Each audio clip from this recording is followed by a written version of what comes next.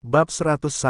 Nama, penguasa dunia, aku menjadi penguasa gurun sejak awal penulis, ikan mas meniup gelembung. Plus mematikan mengatur ulang, penerjemah, Dragonbot Translation Editor, Dragonbot Translation. Apa kau mendapatkan sesuatu dari interogasi itu?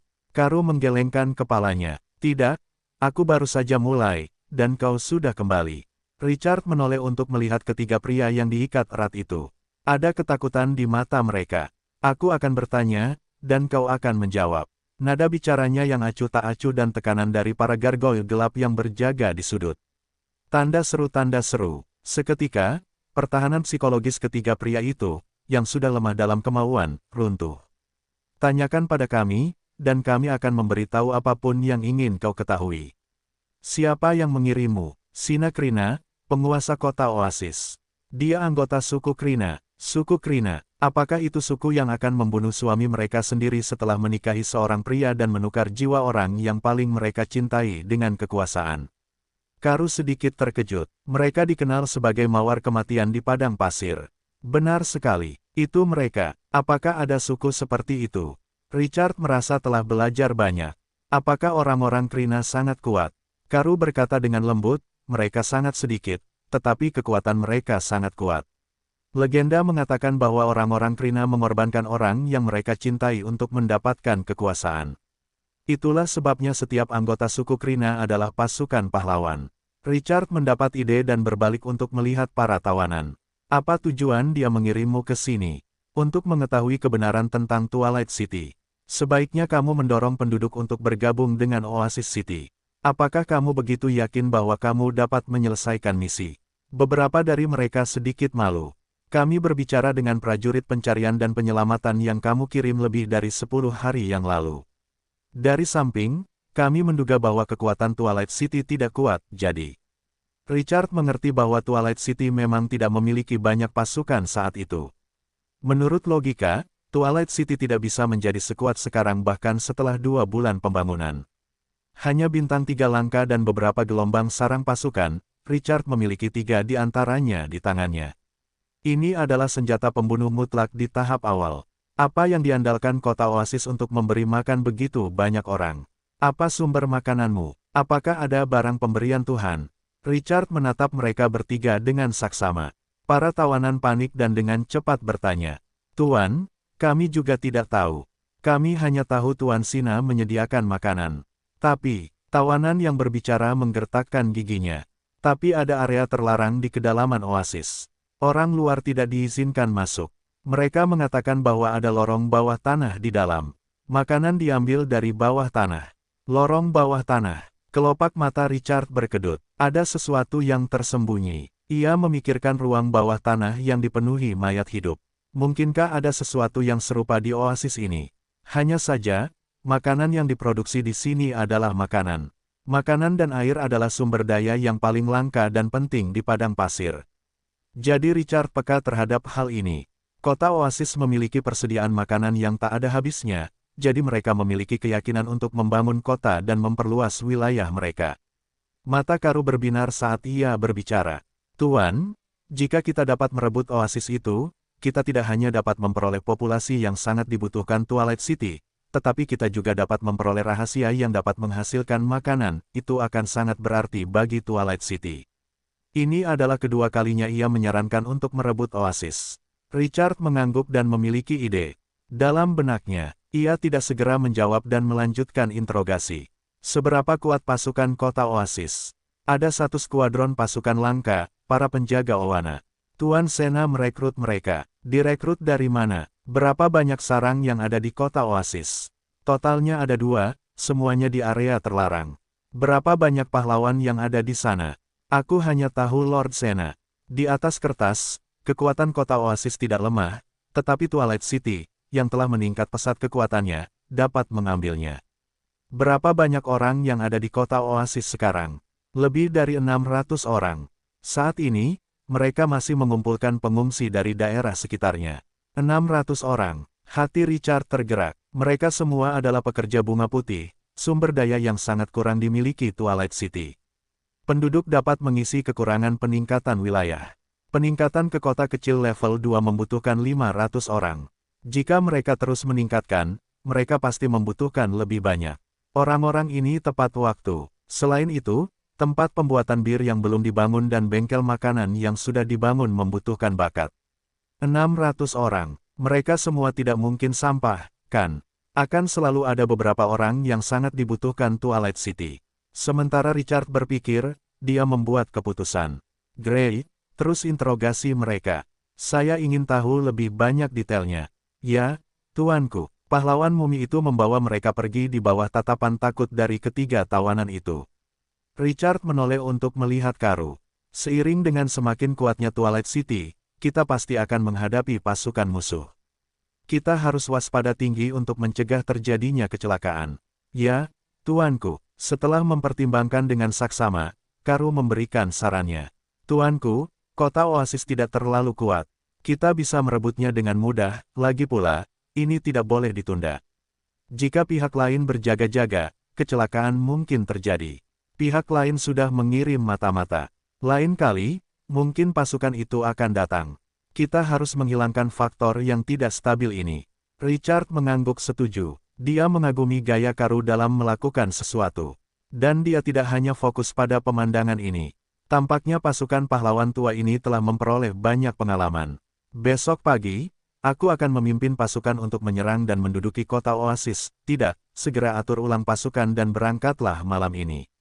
Richard juga sangat tegas. Jika pihak lain berani mengirim orang untuk menyelidiki kota Twilight, tidak dijamin kecelakaan akan terjadi dalam jangka waktu yang lama. Dia lebih suka memegang inisiatif dengan kuat di tangannya. Sebagai sebuah konstruksi, para gargoyle gelap terlahir dengan kemampuan untuk melihat di malam hari. Risiko kewaspadaan mereka saat bepergian di malam hari dapat meminimalkan risiko tersebut. Terlebih lagi, semua bawahan mereka adalah makhluk undead. Mereka mengandalkan nyala api jiwa mereka untuk merasakan dunia luar dan tidak akan terpengaruh oleh cahaya. Tuan, perjalanan ini akan memakan waktu sehari semalam. Karu mengingatkan Richard. Richard melambaikan tangannya. Kalian bisa beristirahat di jalan, dengan para gargoyle gelap di sekitar selama kalian cukup waspada, kalian akan baik-baik saja. Ada sedikit perbedaan antara berangkat sekarang dan keesokan paginya karena mereka harus bermalam di padang pasir. Ketika Karu melihat Richard telah mengambil keputusan, dia tidak mengatakan apa-apa lagi. Setelah beberapa persiapan, Richard menyiapkan semua perlengkapan yang telah dikonsumsinya dan memerintahkan Karu untuk menangani mangsanya. Kemudian, dia membawa ketiga tawanan itu keluar. Mereka meninggalkan wilayah itu di tengah malam. Namun, demi keselamatan wilayah itu, Richard meninggalkan 4 tim mumi berwarna darah. Pada saat yang sama, bersama dengan mumi penjaga, jumlahnya mendekati 2 skuadron, jadi mereka tidak takut dengan serangan mendadak musuh. Pada malam hari, mereka menemukan banyak tentara yang berkeliaran. Namun, kali ini, mereka akan menyerang Oasis. Selain mangsa yang bisa dimakan, Richard tidak peduli dengan monster liar lainnya. Pada malam tanggal 18 Mei ia meninggalkan wilayah itu.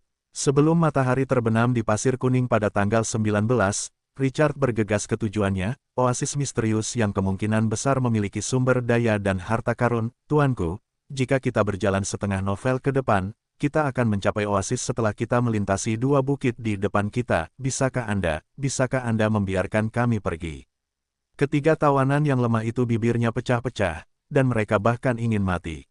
Meskipun gargoyle gelap telah membawa mereka dalam perjalanan mereka hari itu, mereka telah terpapar sinar matahari selama seharian penuh. Jika mereka tidak diberi hadiah beberapa gelas air pada siang hari, mereka akan curiga orang dewasa ingin melakukannya. Mengapa mereka menerima misi ini tanpa alasan, dan bahkan meyakinkan penduduk untuk mengkhianati mereka? Bagaimana hal ini bisa meyakinkan mereka? Ketika mereka berpikir tentang bagaimana mereka telah ditangkap kurang dari 3 menit setelah mereka mengungkapkan identitas mereka, mereka tiba-tiba merasa sedih. Tanda seru, mereka tidak akan pernah mengerti bahkan dalam kematian mereka. Obat macam apa yang diberikan wilayah ini kepada penduduknya? Mengapa mereka semua begitu setia? Kedua informan itu adalah tetangga yang telah mereka kenal selama bertahun-tahun. Richard mengabaikan para tawanan dan melambaikan tangannya untuk mengirim tim kecil gargoyle gelap untuk mengintai di depan. Dia mendarat di tanah dan menunggu laporan. Setelah beberapa saat, dia, Gray, dan Gunther mengeksplorasi cara untuk merebut kota oasis ketika gargoyle gelap kembali dari depan.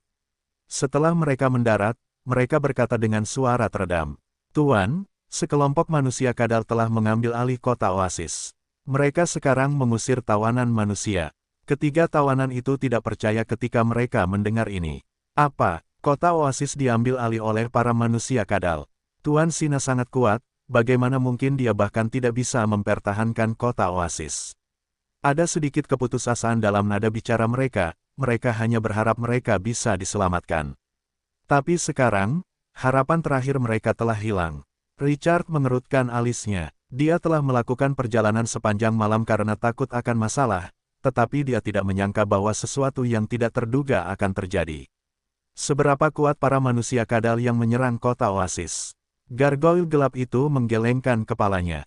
"Kami takut ketahuan musuh, jadi kami tidak berani mendekat. Kami tidak yakin dengan kekuatan mereka, tapi ada lebih dari 5 skuadron." 5 skuadron. Richard mengangguk dan menatap kedua mumi pahlawan itu. "Gray, bawa beberapa orang untuk menyelidiki kekuatan musuh. Jika musuh menemukanmu, segera mundur.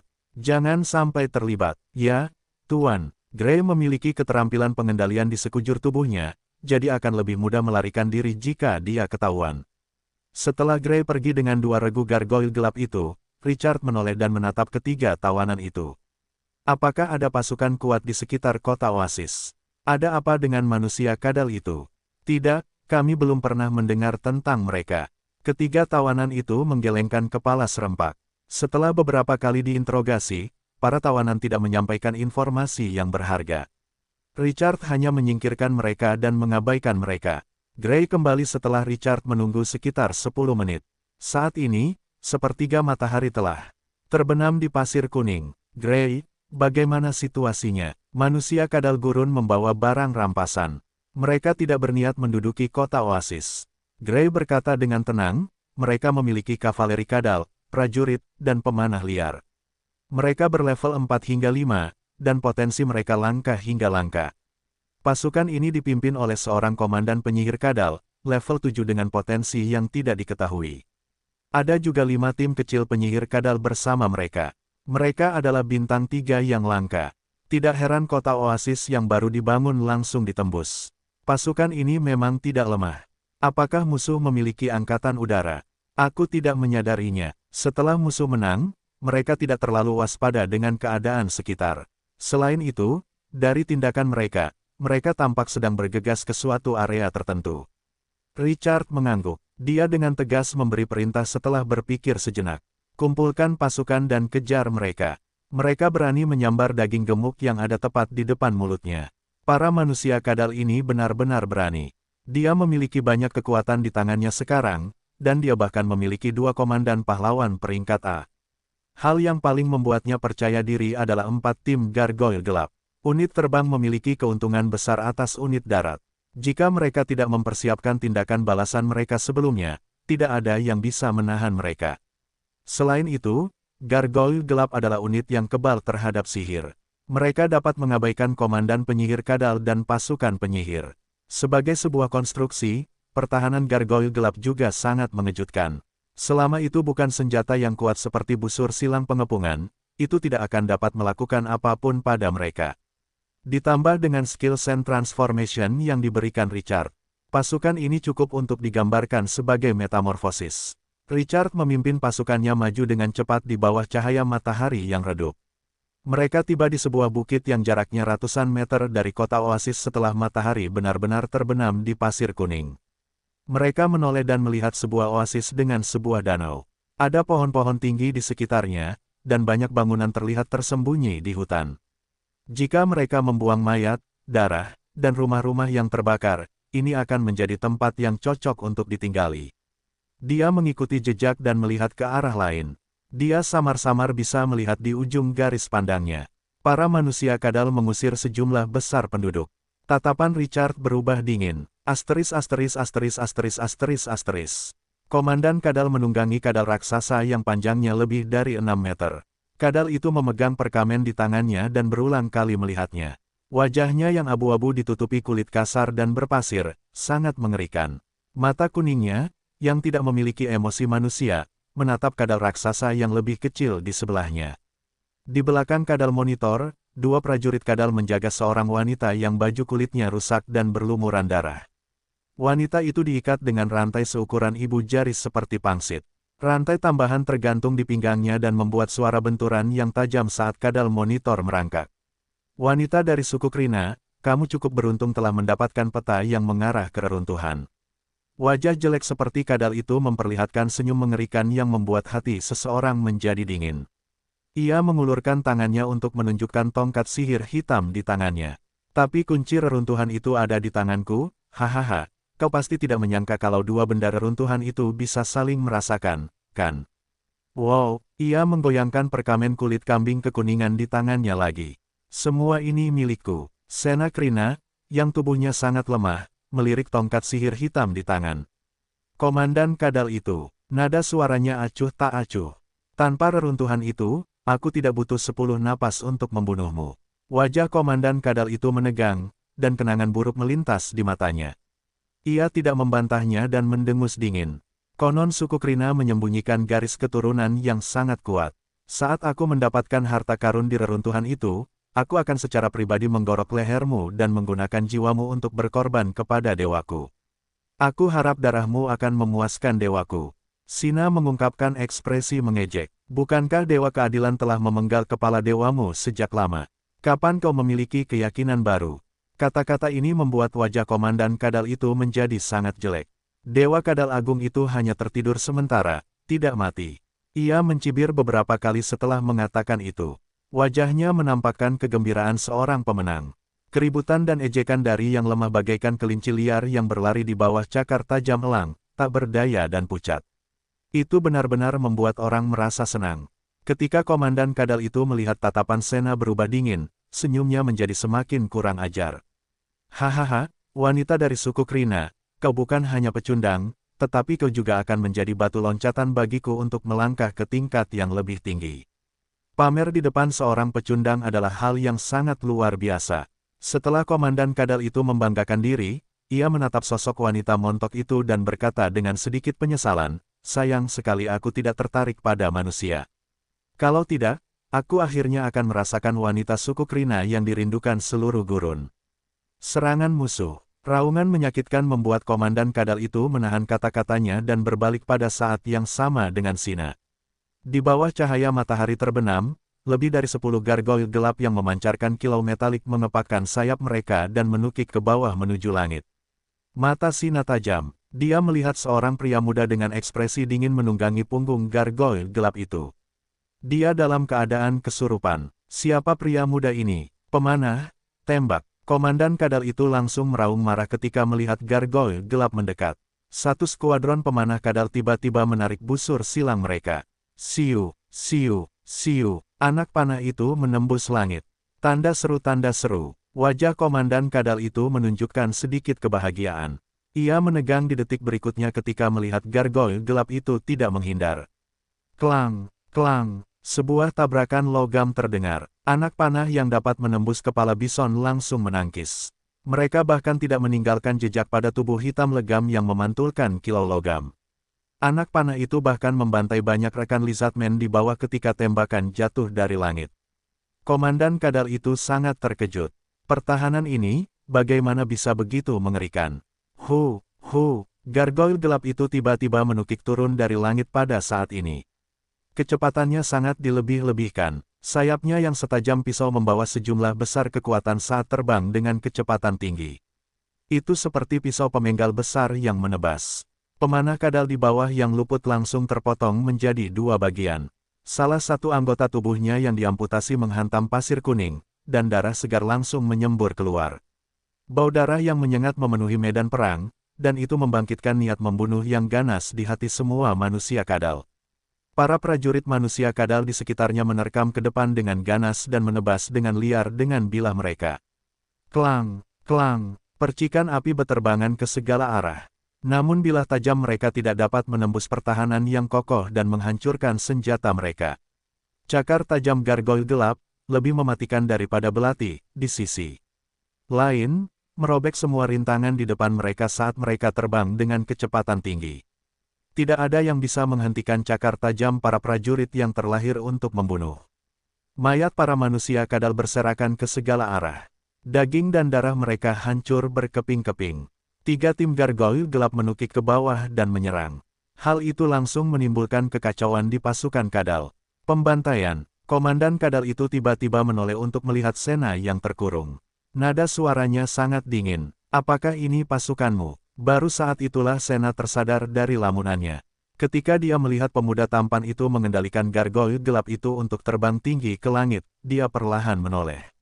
Wajahnya yang berlumuran darah menunjukkan sedikit ejekan. Tunggu kematianmu. Komandan kadal yang mengamuk itu tidak dapat mengganggu wanita itu setelah dia mengatakan itu. Dia menoleh untuk menatap lurus ke arah pemuda di langit. Matanya yang sebening kristal seperti ambar mengisyaratkan bahwa orang luar tidak bisa mengerti. Komandan kadal itu sangat marah. Ia menatap gargoyle gelap yang membantai di mana-mana dan meraung ke langit. Namun, setelah beberapa napas, ia dengan cepat mendapatkan kembali ketenangannya. Matanya yang tidak mengandung sedikit pun emosi manusia, menatap musuh yang mengamuk saat ia memberi perintah dengan nada dingin. Ia memerintahkan dalam bahasa kadal. Kavaleri kadal, jaga wanita Krina ini. Gargoyle orang lain bisa merebutnya.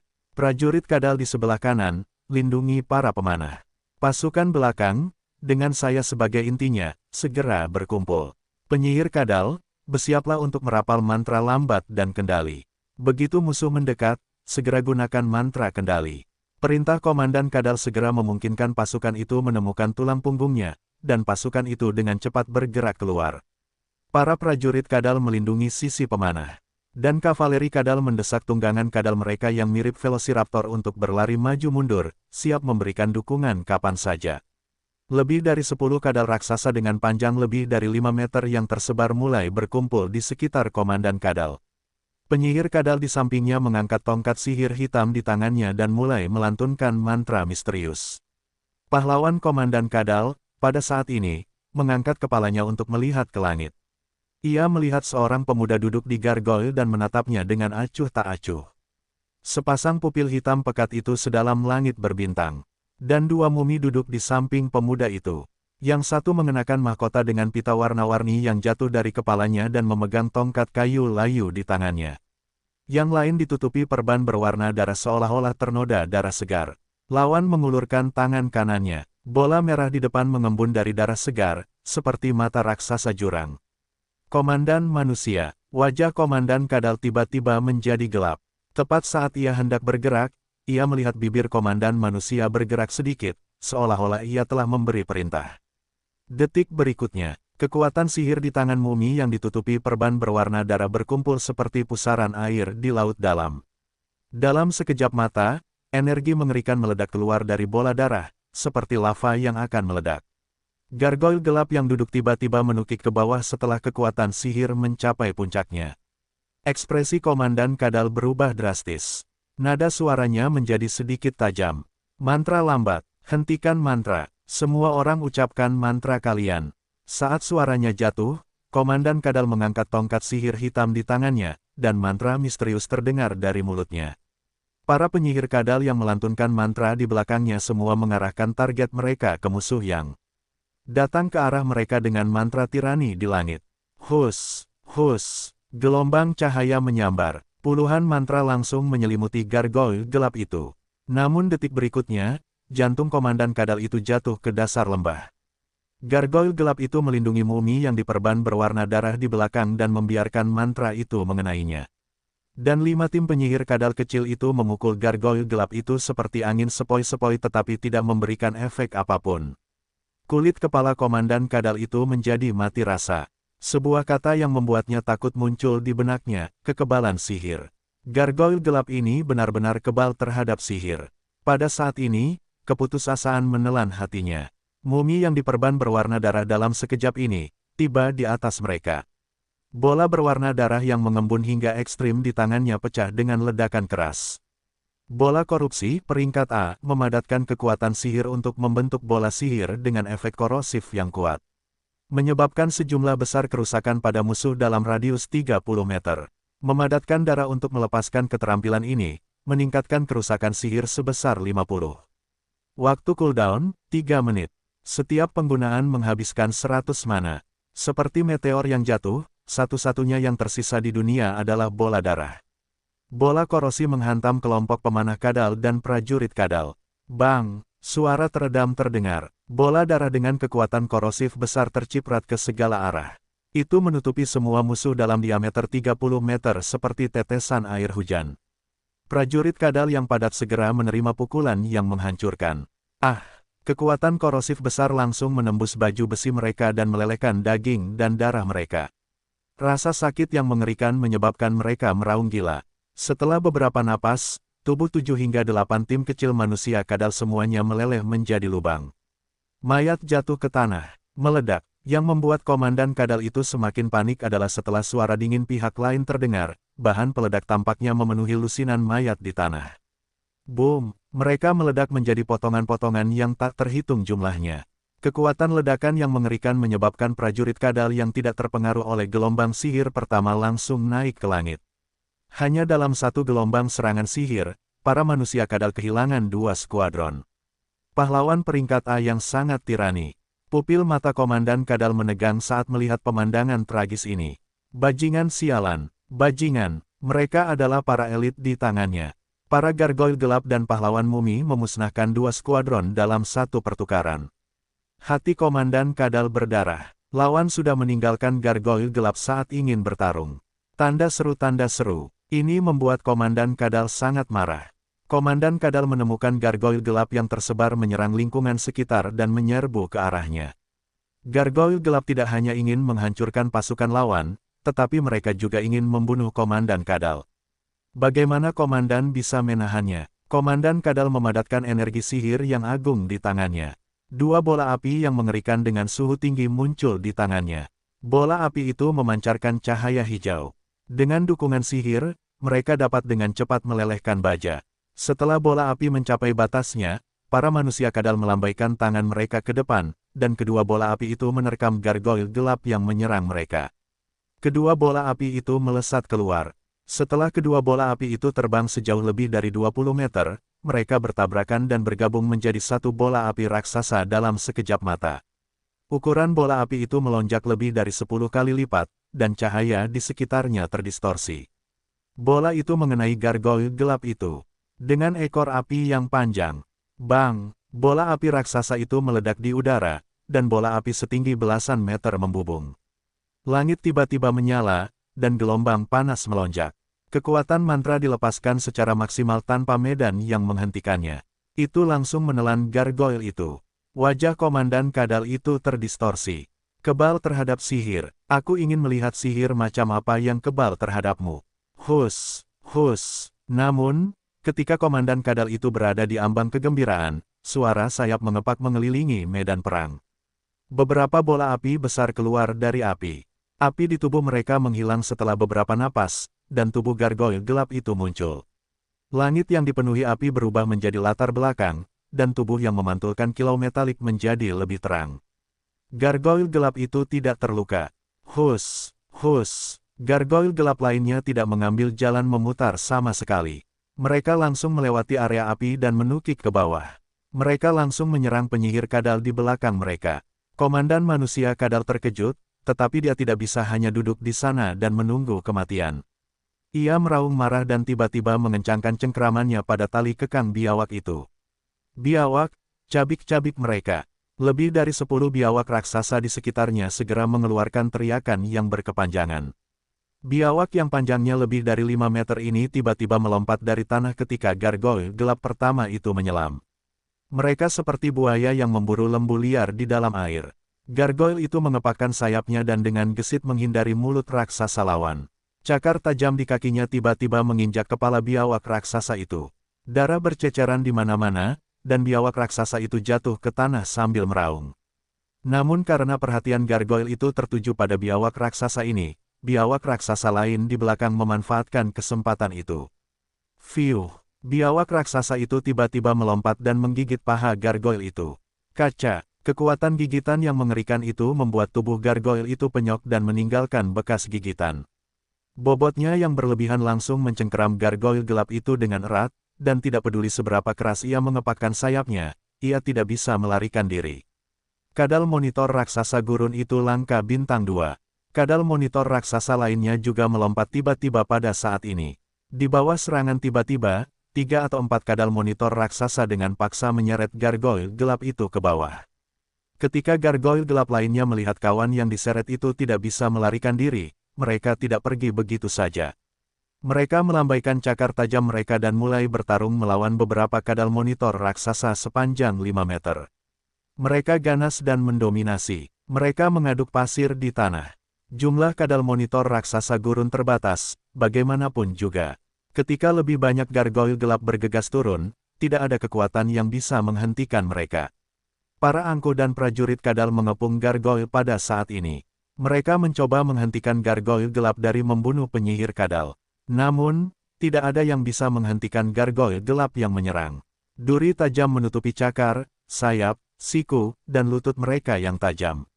Mereka terlahir untuk membunuh. Setiap serangan disertai sejumlah besar serpihan tubuh yang berterbangan.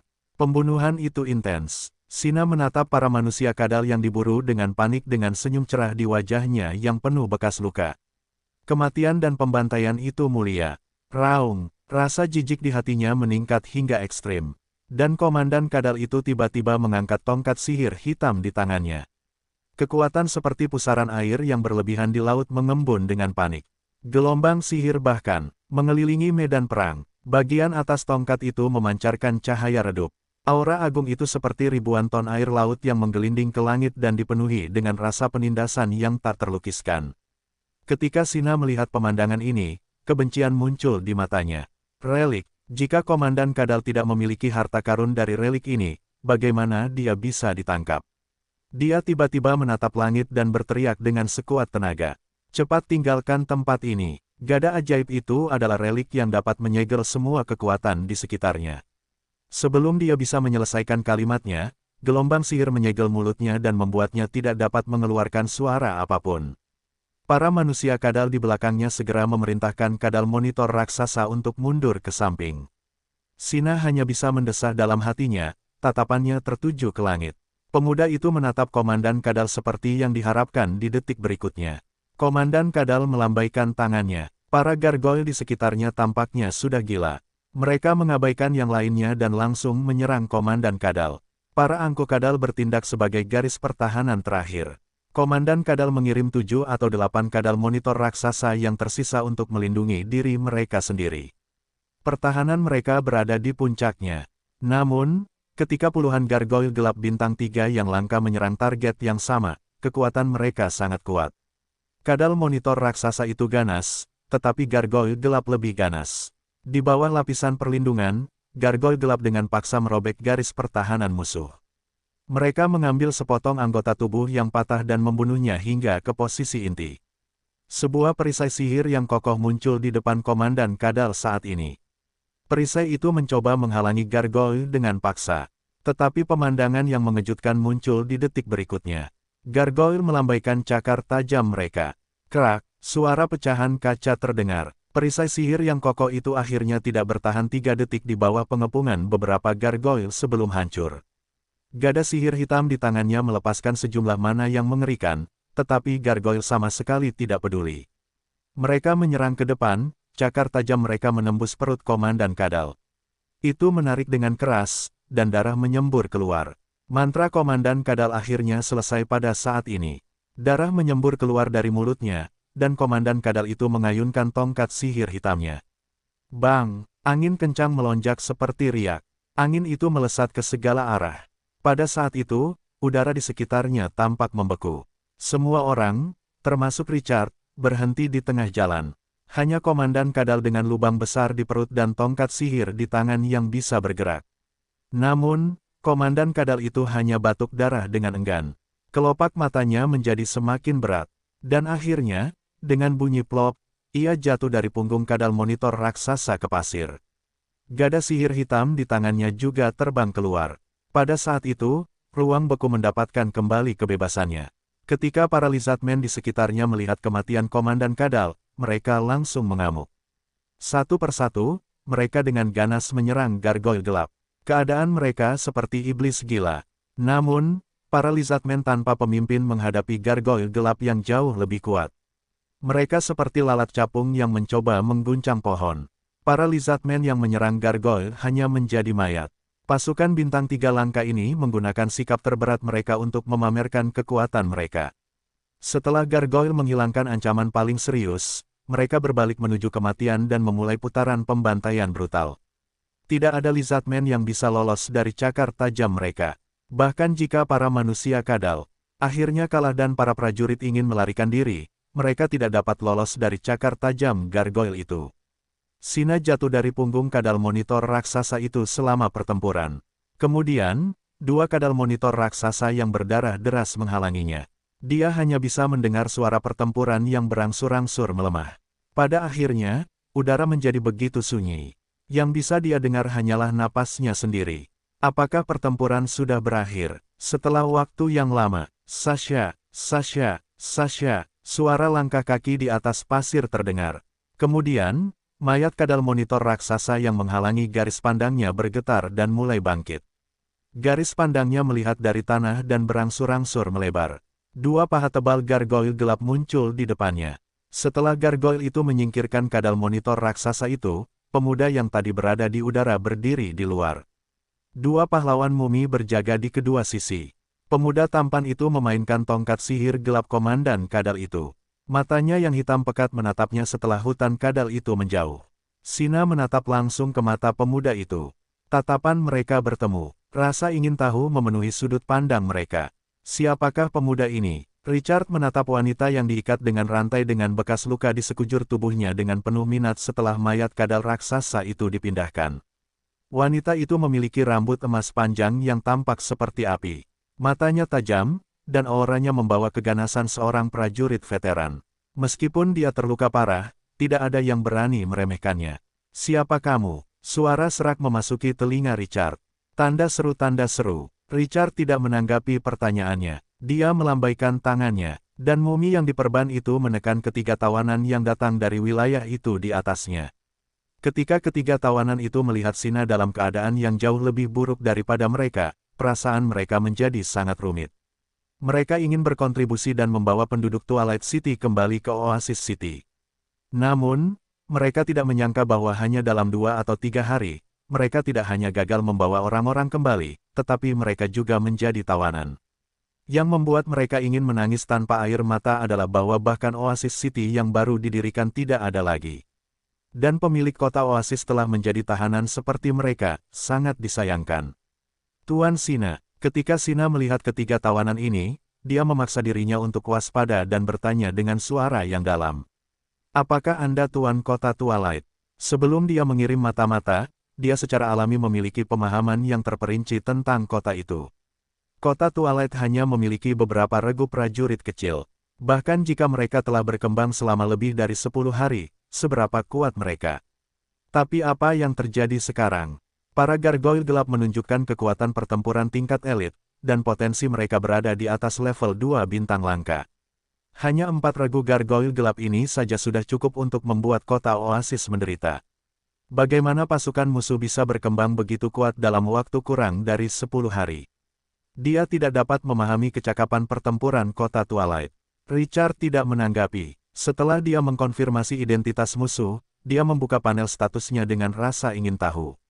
Sina Krina, unit pahlawan, level 8 pahlawan elit, kekuatan plus 30%. Potensi, tidak diketahui, segel garis darah. Pekerjaan, prajurit pemberani, langkah lanjutan, kekuatan plus 50%. Status, terluka parah, semua atribut berkurang 70%. Kidarah, 500 poin, memulihkan 5 poin per detik, status terluka parah plus 20 poin. Keterampilan, Fearless Heart peringkat A, tak kenal takut di hati. Kebal terhadap semua tekanan tipe halo. Semangat yang tidak pernah gagal. Kebal terhadap keterampilan kontrol, tipe pikiran. Kebal terhadap keterampilan eksekusi jiwa instan. Semua atribut meningkat 70%. Krina Blood peringkat A, garis keturunan yang kuat memiliki kekuatan yang luar biasa. Mampu mengendalikan darah segar dalam tubuh seseorang untuk menyimpan energi. Inate Warrior peringkat A, memiliki kemampuan bawaan untuk memahami pertempuran. Teknik pertempuran ditetapkan pada peringkat Master, pada saat yang sama mahir dalam semua senjata. Mampu melepaskan karakteristik senjata yang terkuat. Heaven's Fury, peringkat A, memadatkan energi pada senjata untuk membunuh musuh di depan. Tidak ada waktu cooldown, setiap kali digunakan. Minimal 100 esensi darah dikonsumsi. Semakin banyak esensi darah yang disuntikkan, semakin tinggi kerusakan yang diberikan, disegel. Destruction, peringkat A, menggunakan darah dan ki untuk memperkuat senjata. Meningkatkan ketajamannya dalam jumlah yang besar. Itu dapat menembus baju besi tebal dan menembus perisai sihir, disegel. Karakteristik pahlawan, ketika Anda terluka parah, Anda akan langsung memulihkan 50% dari kekuatan Anda. Anda juga dapat menggunakan darah dan ki untuk menyembuhkan luka-luka Anda, disegel. Bakat ras, semakin tinggi kerusakan yang Anda terima, semakin cepat darah dan ki Anda pulih. Belenggu tak takut, semakin kuat musuh, semakin kuat keinginan untuk bertarung. Untuk setiap level yang lebih tinggi dari diri sendiri, kekuatan musuh akan meningkat sebesar 30%, hingga maksimum 5 level. Deskripsi, seorang prajurit yang kokoh. Dia tidak memiliki apapun untuk ditakuti di dalam hatinya. Sial, atribut ini terlalu kuat. Jantung Richard berdebar kencang. Dia tidak menyangka Sina begitu perkasa. Apakah wanita dari suku Krina sehebat itu? Petik 1. Mengapa garis keturunannya disegel, dan kekuatannya dibatasi lebih dari setengahnya? Apa yang terjadi? Namun meskipun begitu, Richard masih tergerak. Kekuatan pahlawan ini tidak kalah dengan Gray dan Gunther. Nona muda, saya dapat melihat Anda sangat cocok untuk bergabung dengan Twilight City. Apakah Anda tertarik untuk pulang bersama saya? Meskipun dia memiliki beberapa pikiran dalam benaknya, dia tidak menunjukkan sesuatu yang aneh di wajahnya. Dia menatap pemuda itu dan berkata dengan lemah, saya tidak tertarik. Nona Sina, saya ingin tahu mengapa para manusia kadal ini menyerang kota Oasis. Sina menoleh dan melihat ke samping. Para penduduk yang ditangkap oleh para manusia kadal itu kini dijaga oleh para mumi. Penguasa kota Twilight, bebaskan orang-orangku. Aku akan memberitahu kalian semua informasi ini. Keturunan suku Krina tidak takut mati. Namun, dia tidak ingin ratusan penduduk tak berdosa dikubur bersamanya. Richard menggelengkan kepalanya. Nona Sina, kota Twilight membutuhkan banyak orang. Para pengungsi ini seharusnya menjadi milikku. Hanya saja kemunculanmu telah mengganggu kemajuanku dalam menundukkan mereka. Jangan khawatir, aku tidak akan menyakiti mereka. Kau bisa bertanya kepada orang-orang ini apa yang mereka lihat di Twilight City. Apakah penduduk di wilayahku lebih buruk daripada Oasis City? Sina menoleh untuk melihat ketiga tawanan itu. Mereka saling memandang dan kehilangan kata-kata. Meskipun ditangkap, mereka harus mengakui bahwa penduduk di Twilight City tidak kalah dengan Oasis City sama sekali, atau bahkan lebih baik. Ketika Sina melihat ekspresi para tawanan, dia mengerti. Dia tidak memikirkannya dan mengatakannya secara langsung. Beberapa waktu lalu, badai pasir yang mengerikan melanda gurun. Badai itu membuka sebuah makam kuno. Aku mendapat sepotong perkamen darinya yang menandai lokasi reruntuhan. Matanya berubah dingin, tetapi meskipun aku menemukan lokasi reruntuhan, aku tidak memiliki kunci untuk memasukinya. Para manusia kadal mendapat kunci dari suatu tempat, gada sihir hitam. Gada sihir hitam dapat merasakan lokasi peta, tetapi peta tidak dapat merasakan gada sihir hitam. Beberapa jam yang lalu, para manusia kadal melancarkan serangan ke kota Oasis untuk mendapatkan peta. Sihir hitam di tanganmu adalah kunci reruntuhan. Dan ia memiliki kekuatan untuk membekukan ruang. Jika bukan karena tongkat sihir hitam ini, Komandan Kadal tidak akan menahanku di sini. Ekspresi bangga muncul di wajahnya. Bahkan dalam situasi yang menyedihkan seperti itu masih meyakinkan. Reruntuhan kuno, Richard tidak terlalu tertarik pada hal-hal lain. Tetapi kata khusus ini membuat matanya berbinar. Di mana reruntuhan itu? Ada tanda di peta. Richard melihat ke belakangnya. Pasukan itu mencari, dan mereka akan mendapatkan jawaban dalam beberapa saat. Richard tidak memikirkannya. Sebaliknya, ia bertanya tentang topik yang paling diminatinya. Itu juga merupakan target operasi ini. Oasis dapat menampung begitu banyak orang, dan Anda berencana untuk terus berkembang. Saya pikir produksi sumber daya, harta, dan makanan di tangan Anda pasti cukup tinggi. Apakah para manusia kadal itu merampasnya? Sina menatap lurus ke arahnya. Tuan manusia, harus kukatakan bahwa kau tahu banyak hal, aku mengambil harta karun itu dari klanku, jadi para manusia kadal tidak akan bisa menemukannya. Jantung Richard berdebar kencang. Jadi dia tidak bertele-tele dan berkata terus terang. Aku butuh harta karun itu. Sina menunjuk rantai di tubuhnya dengan tatapan penuh tekad. Aku akan menggunakan harta karun itu untuk menukar kebebasanku. Melepaskan. Bagaimana jika kau kabur? Bahkan pahlawan setingkat ini harus mengikatmu. Sebelum Richard bisa memikirkan cara untuk menghadapi Sina, dia mengganti topik pembicaraan. Nona Sina, apa yang membuatmu datang ke oasis untuk membangun wilayahmu? Richard melanjutkan dan tidak menunggu Sina berbicara. Apakah itu reruntuhan atau terkait dengan segel di garis keturunanmu? Setelah Richard mengatakan ini, dia merasakan niat membunuh yang dingin menguncinya. Kemarahan memenuhi nada suaranya. Tuan manusia, bagaimana kau tahu tentang segel itu? Richard mengangkat alisnya. Apakah ini masih tabu? Setelah dia berpikir sejenak, dia berkata dengan tenang, aku bisa merasakan aura segel di tubuhmu. Luka-lukamu membuatnya semakin jelas. Sina menatap Richard dalam-dalam. Richard juga menatap langsung ke matanya dan tidak mundur. Setelah waktu yang sangat lama, pertukaran tatapan akhirnya berakhir. Sina menatapnya dengan dalam dan tidak berbicara untuk waktu yang lama. Richard membuat penilaian dalam hatinya. Dia benar, wanita muda itu benar-benar membangun kota di oasis untuk menyegelnya. Setelah dia berpikir, Richard berkata dengan lembut, Nona Sina, ada semacam madu yang kuat di wilayahku. Itu dapat menghilangkan keadaan negatif. Mungkin, itu dapat memberimu sedikit bantuan, mungkin tidak mustahil untuk menghancurkan segelnya. Mata Sina kembali tenang, dan aura seorang veteran sekali lagi terungkap. Begitu ganasnya hingga membuat orang terkesiap kagum. Tuan manusia, Anda tidak dapat membayangkan kekuatan macam apa yang dimiliki segel itu. Menggunakan sumber daya dan harta untuk ditukar dengan kebebasanku bukanlah kerugian bagi Anda. Lagi pula, para wanita suku Krina adalah kutukan kematian bagi para pria. Saat dia berbicara, dia memperlihatkan senyum main-main. Tentu saja, jika Anda bersedia menjadi kekasihku, itu masalah lain. Richard mengingat legenda tentang wanita suku Krina yang secara pribadi membunuh suami mereka untuk ditukar dengan kekuasaan. Dia langsung merasa merinding. Aku hanya ingin menaklukkanmu, tetapi Anda ingin tidur denganku. Anda benar-benar kejam, namun, aku tidak tertarik padamu. Apa hubungan legenda ini denganku?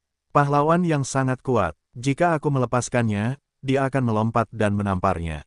Tidak apa-apa aku melepaskanmu, tapi kemana Anda akan pergi selanjutnya? Kembali ke wilayah itu, bukankah kutukannya sudah berakhir? Kedua pertanyaan ini langsung menyentuh jiwanya. Hal itu membuat Sina yang baru saja menenangkan emosinya kembali tercengang. Kota oasis yang telah susah payah ia bangun hancur berkeping-keping dalam sekejap mata. Dan kini, ia telah menjadi tawanan dan dapat dibantai sesuka hatinya. Bahkan kebebasan pun telah menjadi kemewahan saat ini. Kemana ia bisa pergi sekarang? Kembali ke klannya, apa gunanya ia keluar jika ia bisa kembali secepat ini? Richard merasa emosional saat melihat perubahan sikap Sina. Ia menatap Sina dengan tatapan lembut. Jika kau tidak tahu harus kemana, mengapa kau tidak ikut denganku dulu? Twilight City membutuhkan banyak prajurit untuk bekerja. Kota Twilight adalah kota yang damai dan makmur. Hidup penuh dengan harapan. Kau bisa tinggal di sini untuk sementara. Tidak apa-apa jika kau tidak ingin bergabung dengan pasukan. Kau bisa melakukan apa yang kau suka. Aku berjanji padamu bahwa selama kau membutuhkannya, aku akan menggunakan kekuatan kota Twilight untuk membantumu memecahkan kutukan. Keterampilan kepemimpinan memiliki pesona kepribadian yang kuat. Ada kemungkinan tertentu bahwa pasukan di alam liar akan menyerah. Karakteristik kota Twilight adalah menjalani kehidupan yang damai dan bekerja dengan baik. 90 poin dukungan populer telah diaktifkan. Itu memiliki daya tarik yang unik bagi para pengungsi dan pahlawan. Richard memberi Sina rasa percaya yang kuat saat ini. Tampaknya tidak sulit untuk menerima dan mengikutinya ke wilayah aneh itu. Saat dia melihat wajah tampan pemuda ini, makna yang tidak dapat dijelaskan tercermin di matanya. Dan dia perlahan membuka mulutnya. Tuan manusia, aku tahu apa yang kau pikirkan, Komandan suku Krina adalah prajurit yang didambakan setiap tuan. Reputasi kita bergema di seluruh gurun. Tapi aku tidak keberatan. Jika kau bisa membantuku menghancurkan segel di tubuhku, aku bersedia menjadi pedang di tanganmu. Saat dia berbicara, nadanya menjadi lebih serius. Aku menemukan beberapa pengetahuan tentang menghancurkan segel di makam kuno itu. Mungkin, Reruntuhan itu bisa membantuku. Aku perlu memasukinya bersamamu untuk menjelajah. Para manusia kadal itu dikalahkan. Jadi reruntuhan itu secara alami akan menjadi rampasan perang pihak lain. Dia telah meninggalkan bangsanya dan membangun kota sendiri. Semua yang telah dia lakukan adalah menghancurkan segel di tubuhnya demi suku Krina, yang telah menderita ratusan ribu tahun. Tidak mudah baginya untuk menemukan informasi tentang segel ini. Dia tidak boleh melewatkannya apapun yang terjadi. Tatapannya tegas, dan tekadnya tidak bisa digoyahkan. Jika pihak lain benar-benar dapat menghancurkan segel, dia tidak akan ragu untuk mengambil nyawa dan jiwanya, apalagi mencari perlindungan. Semuanya demi suku Krina. Ding gelombang Sina Krina telah memberimu misi perekrutan pahlawan, hancurkan kutukan dewa di tubuhnya dan hancurkan segel garis keturunan. Misi selesai. Dia akan mencari perlindungan padamu dan menjadi bawahanmu. Ketika Richard melihat pemberitahuan sistem, kulit kepalanya langsung mati rasa. Mematahkan kutukan dewa di tubuhnya. Segel garis keturunan Sina disebabkan oleh kutukan dewa. Aku tidak tahu apakah aku harus mengatakan ini. Asteris asteris asteris asteris asteris asteris. Richard melihat pemberitahuan sistem dan mengangkat alisnya. Misi perekrutan pahlawan, hancurkan kutukan dewa di tubuhnya dan hancurkan segel garis keturunan. Mengapa dia membiarkanku membantai dewa? Tanda seru, dia menatap Sina dalam-dalam. Rahasia macam apa yang disembunyikan suku Krina? Mengapa para dewa mengutuk mereka? Dia merasa seolah-olah telah menyentuh sesuatu yang luar biasa. Manusia memenuhi syarat untuk dikutuk oleh dewa. Mantra ilahi bahkan dapat menghancurkan jiwa, mengapa dia perlu menghabiskan begitu banyak upaya? Saat pikirannya berpacu, dia menatap langsung ke mata prajurit wanita itu. Aku merasakan kekuatan yang tak terbayangkan dalam segel tubuhmu. Apakah kamu tahu asal-usul kekuatan itu? Hati Sina bergetar, dan tatapannya menjadi lebih halus. Tuan, Anda benar-benar dapat merasakan kekuatan itu. Dia mendesah setelah mengatakan itu. Itu adalah rahasia yang hanya pemimpin klan yang dapat mengetahuinya. Di wajahnya yang berdarah ada sedikit keengganan. Ini, Richard menyipitkan matanya. Memang ada masalah. Rahasia yang tak terkatakan terlibat dalam masalah ini. Kalau tidak, mereka tidak akan menyembunyikannya dari anggota klan yang terkutuk. Namun, Richard tidak perlu khawatir, jadi dia langsung ke intinya. Segel di tubuhmu ada hubungannya dengan para dewa. Hati Sina tersentak, dan saat dia mengingat sesuatu, matanya menjadi kosong. Aku tahu itu, aku tahu itu. Richard sedikit tidak setuju ketika dia melihat ini. Tampaknya prajurit wanita itu juga menyadarinya. Suasana hatinya menjadi rapuh setelah dia berpikir sejenak. Mungkin, ini adalah kesulitan sebenarnya dari misi perekrutan pahlawan tingkat lanjut. Richard mendapatkan 3 pahlawan di tangannya dengan cara yang berbeda. Adele masih muda dan mudah ditipu. Gray memiliki target yang jelas karena pemberitahuan sistem emas hitam. Terlebih lagi, dia sangat beruntung karena mendapatkan jantung mumi, yang memungkinkan pihak lain untuk lahir. Kalau tidak, akan menjadi panen yang cukup bagus jika dia bisa mendapatkan pahlawan peringkat C. Gunther bahkan lebih tidak terduga. Ruang bawah tanah itu berisi peluang yang sangat besar, dan tanpa batasan aturan, ada berbagai macam kemungkinan. Sekarang, Sina telah membiarkannya mengalami kesulitan dari misi perekrutan pahlawan tingkat tinggi. Untuk menghancurkan segel yang ditetapkan oleh para dewa, apakah ini lelucon? Richard melambaikan tangannya. Ia memerintahkan seseorang untuk melepaskan rantai di tubuh Sina dan mengembalikan kebebasan wanita ini. Prajurit wanita itu masih terkejut meskipun ia memerintahkan belenggu untuk dilepaskan. Sina akhirnya sadar kembali setelah waktu yang lama. Ia menatap Richard, dan matanya kembali tegas. Ia akan mematahkannya bahkan kutukan dewa.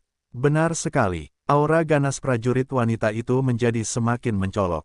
Bahkan tanpa melihat apapun, hanya dari aura ini saja, orang bisa tahu bahwa ini adalah seorang prajurit yang telah mengalami pertempuran berdarah yang tak terhitung jumlahnya. Rasa sakit itu tidak membuatnya mengerutkan kening. Namun tatapannya masih bertekad. Sina membungkuk sedikit kepada Richard. Keturunan suku Krina, Sina Krina.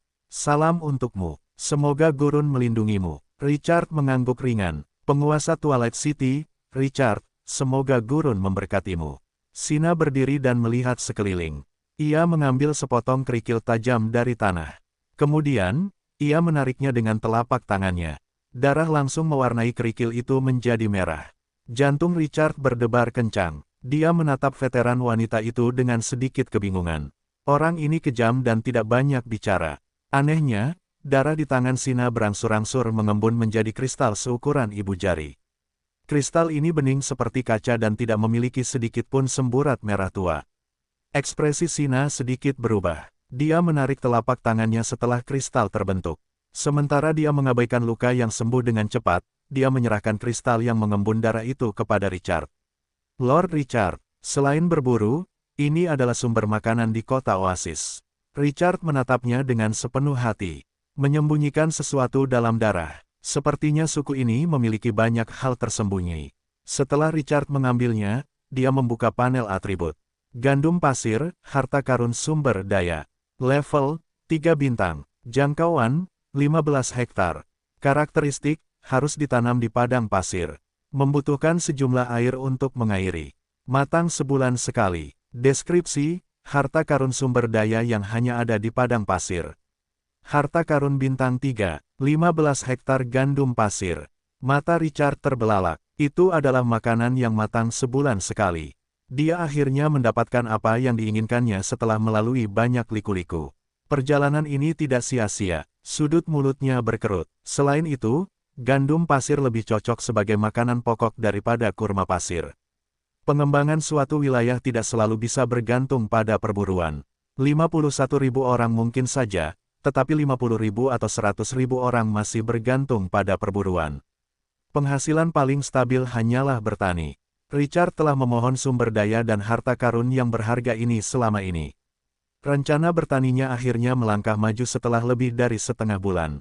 Sangat nyaman. Gunther, yang mencari barang jarahan pada manusia kadal, akhirnya menemukan sesuatu dan bergegas menghampiri. Dia menyerahkan selembar perkamen yang sudah sangat lapuk. Tuan, saya menemukan ini di bawah biawak raksasa yang ditunggangi oleh komandan kadal.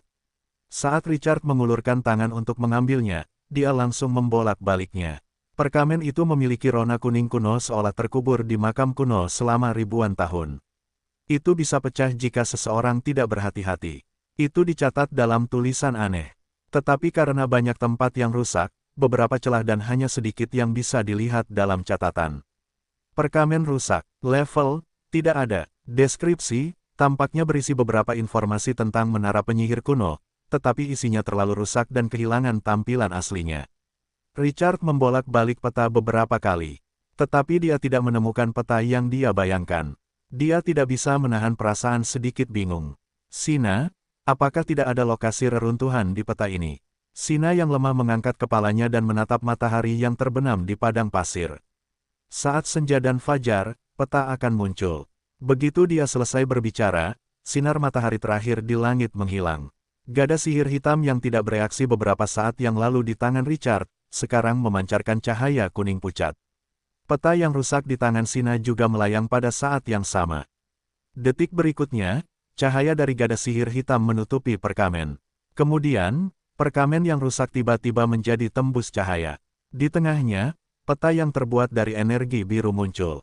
Gambar menara bundar yang melayang naik turun berada di tengah peta. Itu memang ajaib. Sina tidak tampak terkejut seolah-olah dia pernah melihatnya sebelumnya. Dia menunjuk ke menara bundar biru yang bergelombang. Disinilah reruntuhannya berada. Itu 10 jam jauhnya dari kita. Aku membangun kota di Oasis karena reruntuhan ini. Dia tidak tertarik untuk memiliki wilayahnya. Kota Oasis tidak akan ada jika bukan karena keinginannya untuk menghancurkan segel. Richard sangat tertarik. Apakah ada kekuatan besar di sekitar reruntuhan itu? Sina menggelengkan kepalanya. Angin dan pasir di daerah itu sangat kencang. Tidak ada seorang pun. Aku sudah ke sana lebih dari 10 kali. Tapi aku belum melihat orang lain. Cahaya di mata Richard berkedip-kedip. 10 jam bukanlah perjalanan yang panjang. Selain itu, reruntuhan kuno adalah sesuatu yang menjadi fokus situs web resmi, Era Cemerlang. Seringkali sejumlah besar harta karun dari era kuno bersembunyi di dalamnya. Itu mirip dengan ruang bawah tanah. Namun, tidak seperti ruang bawah tanah, semua orang bisa memasuki reruntuhan tanpa batasan. Jika seseorang bersedia, itu tidak akan menjadi masalah bagi puluhan ribu orang untuk menjelajahi reruntuhan. Dalam seminggu, ruang bawah tanah skala besar akan segera dibuka. Berapa banyak orang yang dapat memblokir serangan Twilight City jika mereka bisa mendapatkan beberapa sarang seperti gargoyle lagi? Cahaya di mata Richard menyala-nyala. Dia ingin membuat para penguasa tingkat atas itu menundukkan kepala di depannya.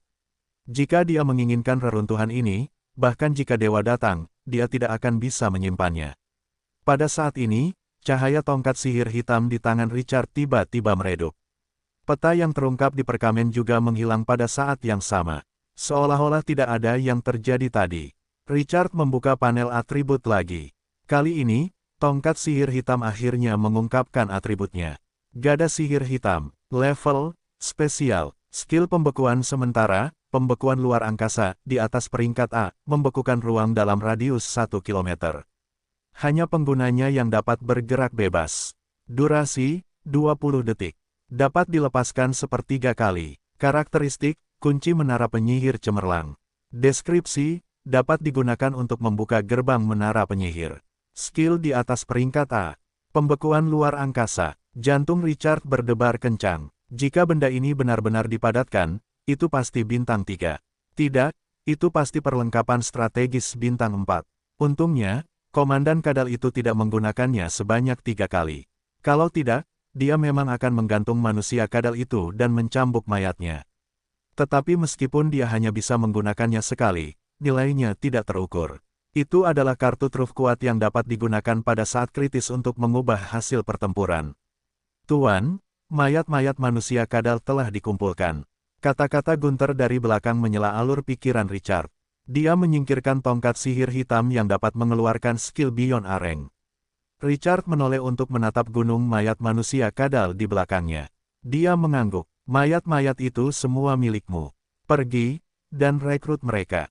Sesuai keinginanmu. Tanda seru. Kegembiraan mewarnai suara Gunther. Pahlawan mumi, terbungkus perban berwarna darah, melangkah ke tumpukan besar mayat. Ia mengulurkan tangan kanannya. Detik berikutnya, tubuh mumi melepaskan energi merah tua yang tak ada habisnya, dan cahaya langsung menutupi mayat di depannya.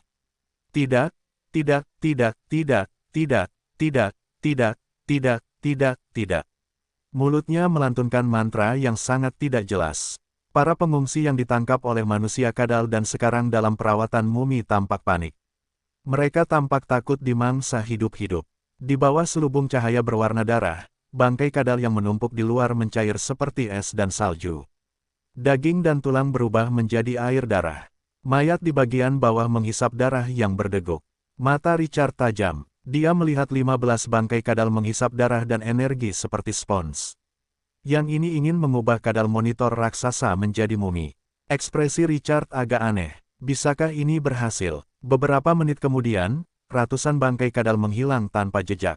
Hanya 15 Kadal monitor raksasa yang tersisa. Energi darah dan daging yang meresap berubah menjadi potongan perban merah tua yang melilit tubuh Kadal monitor raksasa menjadi mumi yang luar biasa. Pemberitahuan sistem terdengar pelan ketika sinar cahaya terakhir menghilang. Di gelombang pahlawan Twilight City, Gunther Freshblood merekrut 15 mumi Kadal monitor raksasa dari bangkai Kadal. Mumi Kadal monitor raksasa, level 4, potensi, langka 2 bintang, keahlian, tubuh mumi peringkat D, gigitan menerkam peringkat D, ekor berayun peringkat D, berserk peringkat D.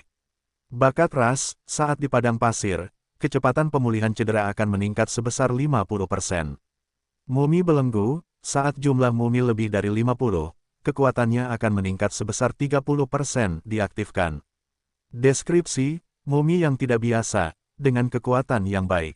Richard menatap ke-15 mumi Kadal monitor raksasa sepanjang 5 meter yang terbungkus perban berwarna darah.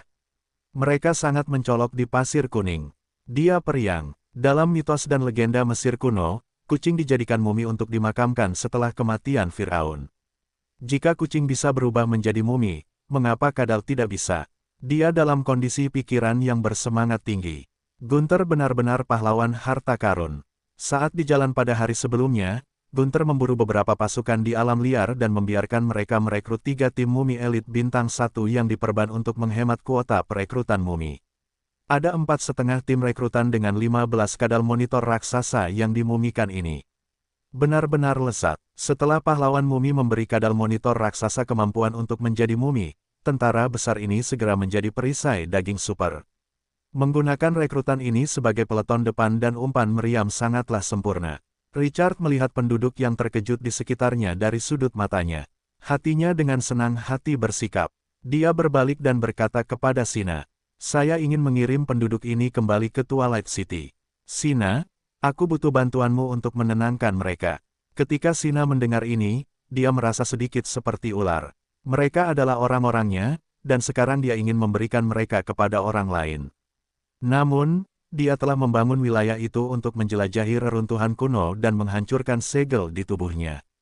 Sekarang para manusia kadal telah membakar wilayah itu, semua usaha yang telah dilakukan selama ini telah berubah menjadi abu. Tidak ada alasan untuk bertahan. Dia lebih bersedia untuk berpacu di medan perang daripada mengelola wilayah itu. Dia dilahirkan untuk bertarung. Ketika Richard melihat ekspresi gembira di wajah para pengungsi setelah Sena lewat, dia tidak mengatakan apa-apa. Percakapan berakhir setelah beberapa saat. 7 atau 8 penduduk berjalan keluar dan datang di depan Richard bersama Sena. Mereka memberi hormat dengan tangan di dada. "Lord Richard, ini adalah manajer yang ditunjuk di Oasis City." Richard menatap orang-orang yang sangat tegang dan sedikit setuju. "Saya akan mengirim Anda ke Twilight City. Itu wilayah saya, jadi sangat aman di sana. Saya ingin Anda mengelola yang lain dengan baik dan tidak menimbulkan masalah." Salah satu pria parubaya berkata dengan ragu-ragu, "Tuan, bisakah kami mencari kamar dagang bunga ekor Phoenix? Kami mengikuti mereka melintasi padang pasir." Richard tersenyum. "Bagaimana menurutmu?" Pria itu tanpa sadar melirik Gray, yang wajahnya mengerut hingga ke tulang. Dan 2 gargoyle gelap setinggi 3 meter yang sangat menindas. Pria parubaya itu kehilangan kata-kata dan tidak berani berbicara lagi. Bagaimana mungkin yang lemah memiliki hak untuk bernegosiasi dengan yang kuat? Richard tidak lagi memperhatikan orang-orang ini. Dia melihat penduduk dan berpikir. Awalnya, ia berencana untuk mengirim pasukan untuk mengawal penduduk ini kembali ke wilayahnya. Namun, butuh waktu 2 hingga 3 hari bagi ratusan orang ini untuk tiba. Selain itu, sejumlah besar air bersih harus disediakan di jalan. Ia tidak punya banyak waktu untuk disia-siakan. Ia melirik gargoyle gelap setinggi 3 meter di sampingnya dan memutuskan dalam hatinya. Bukankah gargoyle gelap adalah alat transportasi terbaik? Gargoyle gelap dapat membawa 2 orang, butuh waktu lebih dari 1 jam untuk mengangkut mereka, dan perjalanan pulang pergi hanya akan memakan waktu 2 hingga 3 jam. Bahkan jika mereka harus melakukan beberapa perjalanan pulang pergi, itu akan beberapa kali lebih cepat daripada perjalanan pasukan itu. Jika suku aborigin melihat penggunaan pasukan tingkat langka untuk mengangkut warga sipil, mereka mungkin akan mengira itu adalah ilusi. Sejak kapan warga sipil rendahan bisa menunggangi leher pasukan tingkat langka? Bahkan mata penduduk itu tidak sepenuhnya benar. Apakah tuan ini nyata? Namun, di bawah wasiat Richard, tidak ada yang berani menolak. Mereka segera melaksanakan rencananya. Operasi untuk merebut kota Oasis secara resmi berakhir saat gelombang pertama gargoyle gelap lepas landas. Meskipun manusia kadal telah ikut campur di tengah jalan, hasil panen secara keseluruhan masih sangat besar. Pertama, Richard memperoleh harta karun sumber daya bintang 3, gandum pasir seluas 15 hektar. Harta karun strategis ini layak disebut strategi. Harta karun ini meletakkan fondasi yang kokoh untuk rencana pertaniannya, yaitu gandum pasir seluas 15 hektar. Harta karun ini matang sebulan sekali. Berapa banyak orang yang bisa diberi makan dengan harta karun ini? Hasil panen kedua adalah Sina, pahlawan dengan segel dewa di tubuhnya. Jika dia bisa menaklukkan pihak lain, dia akan memiliki pedang di tangannya untuk menyerang ke depan. Gunther dan Gray adalah pahlawan penyihir, sementara Sina adalah pahlawan prajurit murni. Para pahlawan penyihir memiliki keunggulan dalam memengaruhi situasi pertempuran. 1. Namun, bagi ancaman komandan musuh, pahlawan prajurit tidak diragukan lagi lebih kuat, dan masing-masing memiliki penekanannya sendiri. Hasil panen ketiga adalah informasi terperinci tentang reruntuhan kuno. Reruntuhan itu terjadi ribuan atau bahkan ratusan ribu tahun yang lalu. Beberapa kekuatan atau kekaisaran yang kuat runtuh karena berbagai alasan. Akhirnya, mereka terkubur jauh di bawah tanah atau tersembunyi di suatu area di bidang dimensi. Menjelajahi reruntuhan adalah nilai jual yang sangat besar di era cemerlang. Itu tidak kalah dengan ruang bawah tanah. Panen keempat adalah 500 lebih penduduk. Penambahan orang-orang ini dapat secara signifikan mengisi kesenjangan populasi di Twilight City. Mereka tidak hanya dapat menyelesaikan persyaratan untuk meningkatkan wilayah mereka, tetapi mereka juga dapat meringankan masalah kekurangan bakat yang mendesak. Akhirnya, ada tongkat sihir hitam yang bisa mengeluarkan skill Beyond Areng. Tongkat itu bisa membekukan ruang dalam jarak 1000 meter selama 20 detik. Benda ini bisa mengubah situasi pertempuran. Benda itu sangat sombong. Richard dalam suasana hati yang baik setelah dia menghitung keuntungan dari pertempuran ini. Salah satu dari rampasan ini sepadan dengan waktu dan usahanya. Ronde ini tidak kalah. Setelah dia mendapatkan kembali fokus, dia mengeluarkan tongkat sihir hitam yang diukir dengan skill Beyond Areng. Mata Richard berbinar, sebuah kunci yang diukir dengan skill Beyond Areng. Berapa banyak harta karun yang ada di reruntuhan kuno ini? Keesokan paginya, tanggal 21 Mei, Richard, yang telah tidur sepanjang malam di kota oasis yang terbakar, bangun pagi-pagi. Setelah sarapan, dia menunggu semua gargoyle gelap yang mengangkut penduduk sepanjang malam untuk kembali ke tim. Dia segera mengumpulkan semua orang dan bersiap untuk pergi ke reruntuhan kuno untuk menjelajah. Sina dalam keadaan malu beberapa hari yang lalu. Bekas luka di tubuhnya sembuh dan menghilang dengan banyak madu. Tanda seru. Baju besi kulit barunya membuatnya tampak seperti citah dan memperlihatkan bentuk tubuhnya dengan sempurna. Aura ganas seorang prajurit veteran sangat kontras dengan wajahnya. Yang cantik dan sempurna, dia memegang pedang panjang berbentuk salib di tangannya, dan tatapannya setajam elang. Sina sangat berbeda dari kenaifan Adele. Sikapnya yang ganas bisa membuat orang gemetar ketakutan. Dia adalah seorang prajurit sejati. Medan perang adalah tempatnya. Sina, setelah kita memasuki reruntuhan, semua tindakan akan dilakukan sesuai perintah. Tatapan Richard serius. Satu tim hanya boleh memiliki satu suara. Sina belum menjadi bawahannya. Dia harus mengklarifikasi aturan. Sena menatap langsung ke mata Richard dan sangat serius. Baik, Panglima tertinggi. Aku akan melaksanakan perintahmu dengan tegas. 1. Tetapi jika aku menemukan harta karun yang dapat membuka segel itu, aku mohon bantuanmu. Richard menyetujui dengan perlahan. Aku berjanji kepadamu dengan kemuliaan Twilight City bahwa aku akan melakukan yang terbaik bila diperlukan. Tatapan kedua belah pihak bertemu pada saat ini. Pasukan itu berangkat. Richard terus menunggangi gargoyle gelap itu. Setelah dia memiliki alat transportasi, dia kehilangan minat untuk bepergian. Meskipun tidak sekeren naga raksasa, penampilan gargoyle gelap itu cukup keren. Selain pantatnya, tidak ada yang salah dengannya. Tak lama setelah mereka meninggalkan oasis, Richard tiba-tiba memikirkan sesuatu. Karena Sina kebetulan memiliki peta yang mengarah ke reruntuhan kuno, dia membangun kota di oasis karena reruntuhan itu. Misi perekrutan pahlawannya adalah untuk menghancurkan segel. Lalu, mungkinkah cara untuk menghancurkan segel pihak lain pada akhirnya adalah reruntuhan? Meskipun spekulasi ini agak mengada-ada, itu masuk akal. Di mata Richard, Sina seperti pisau pertempuran yang tajam. Selama debu dibersihkan, itu bisa menunjukkan ketajamannya yang mempesona. Dan dia ingin menggunakan pisau pertempuran ini. Bahkan jika rusak, itu harus terjadi saat dia memegang gagangnya di tangannya. Untuk menaklukkan para pahlawan, merekrut pasukan, mendapatkan harta karun, menduduki sumber daya, menjelajahi peta. Ini adalah esensi dari era cemerlang. Dalam suasana yang tenang, pasukan itu bergerak cepat menuju sasarannya. Sena pernah ke reruntuhan sebelumnya, dan karena Richard telah menyinkronkan peta di perkamen dengan peta sistem, dia tidak takut kehilangan sasaran. Setelah mereka bergerak ke utara selama lebih dari 5 jam. Huf, angin di gurun mulai bertambah kencang. Hembusan angin memutar pasir halus dan meniup wajah mereka, yang melukai orang-orang. Ini adalah tempat di mana angin dan pasir sangat kencang. Tidak heran Sina berkata tidak ada seorang pun di sini. Tidak ada orang normal yang akan datang ke tempat buruk ini. Ketika Richard melihat ini, dia menyebarkan gargoyle gelap untuk menyelidiki situasi dari jarak yang lebih jauh. Semakin jauh dia pergi, semakin kencang angin dan pasirnya. Sulit untuk membuka mata seseorang ketika dia mencapai bagian belakang. Namun, pasukan mumi tidak bereaksi terhadap ini dan terus bergerak maju dengan kecepatan konstan.